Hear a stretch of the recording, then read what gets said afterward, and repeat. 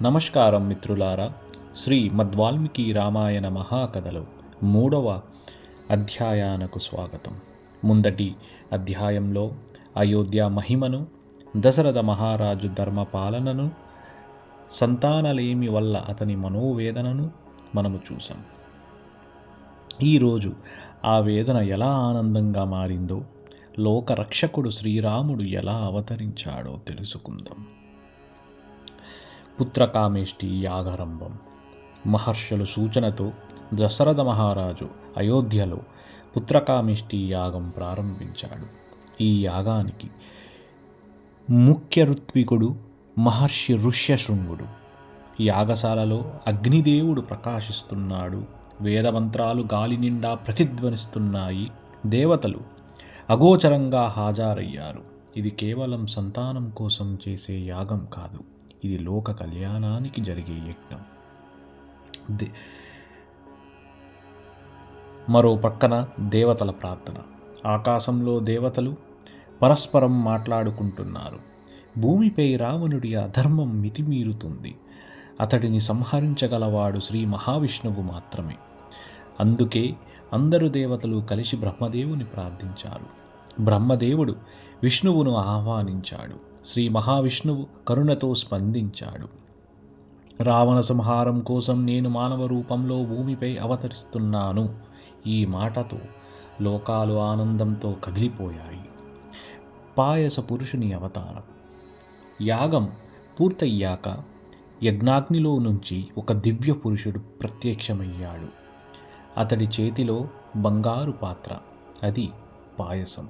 ఆ పురుషుడు దశరథునితో ఇలా అన్నాడు: మహారాజా, ఈ పాయసాన్ని నీ మహారాణులకు పంచు, నీకు శ్రేష్టమైన సంతానం కలుగుతుంది. అంతే చెప్పి ఆ దివ్య పురుషుడు అగ్నిలో లీనమయ్యాడు. పాయసం పంచకం.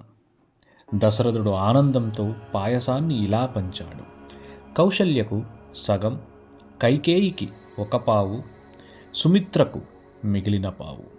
సుమిత్రకు దైవ సంకల్పంతో మళ్ళీ కొంత పాయసం లభిస్తుంది. ఈ క్షణమే అయోధ్యలో ఒక కొత్త ఆశ మొలకెత్తింది. ఇప్పుడు గర్భధారణ. కొంతకాలం తరువాత 3 మహారాణులు గర్భవతులయ్యారు. కౌసల్యాదేవి శ్రీ మహావిష్ణువిగా అంశగా రాముని ధరించింది. కైకేయి భరతుని ధరించింది. సుమిత్ర, లక్ష్మణుడు, శత్రుఘ్నుడు. అయోధ్య మొత్తం సంతోషంతో నిండిపోయింది. ఇప్పుడు రామజననం. చైత్రమాసం శుక్లపక్షం నవమి తిథి, పునర్వసు నక్షత్రం, అభిజిత్ లగ్నం.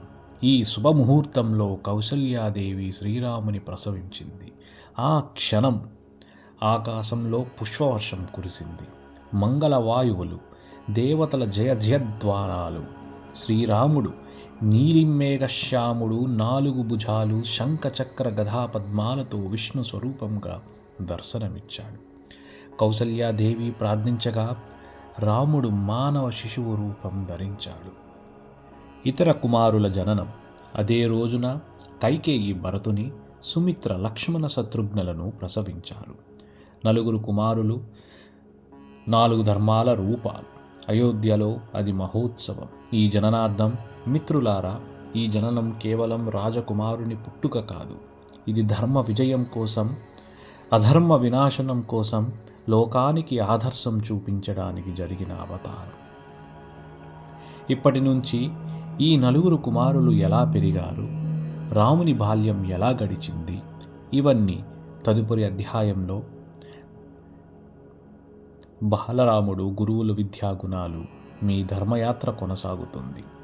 జై శ్రీరామ్.